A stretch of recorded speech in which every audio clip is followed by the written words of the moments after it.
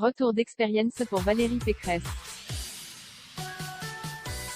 Dimanche 7 novembre, la présidente de la région Île-de-France était l'invitée de Karine Le Marchand dans une ambition intime sur M6, qui en vue des élections présidentielles de 2022, consacre entièrement son émission de M6 à des portraits de femmes politiques, et ce pour les découvrir sous un nouveau jour.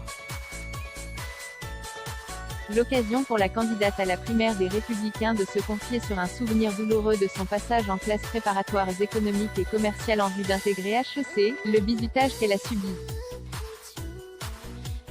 Arrivée dans cet internat après avoir obtenu son bac à l'âge de 16 ans, Valérie Pécresse décrit les règles auxquelles elle a été soumise, mais aussi, ce bizutage auquel elle a été confrontée plusieurs années, vécu alors avec un syndrome de Stockholm total, précise-t-elle à Karine Le Marchand.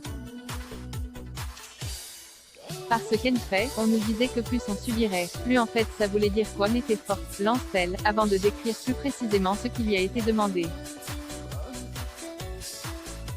Nous faire sortir de nos lits à 5 heures du matin, nous faire crapahuter dans la boue, nous faire des pompes au-dessus d'un homme allongé, nous faire porter des charges, mimer des actes sexuels, nous faire sucer des saucisses avec des masques sur les yeux, confie-t-elle, avant de trancher, c'était très humiliant, il y a des garçons et des filles qui peuvent être marqués à vie.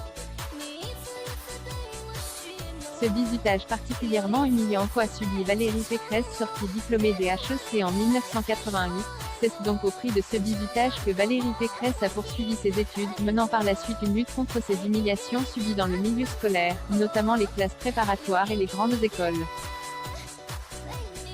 Lorsqu'elle était ministre de l'Enseignement supérieur et de la Recherche, elle s'était servie de son expérience personnelle pour porter ce combat haut et fort.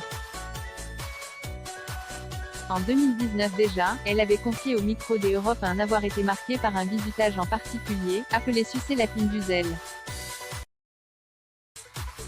C'était être à genoux sur une estrade les yeux bandés, et on vous mettait quelque chose dans la bouche, et on ne savait ce qu'on avait dans la bouche.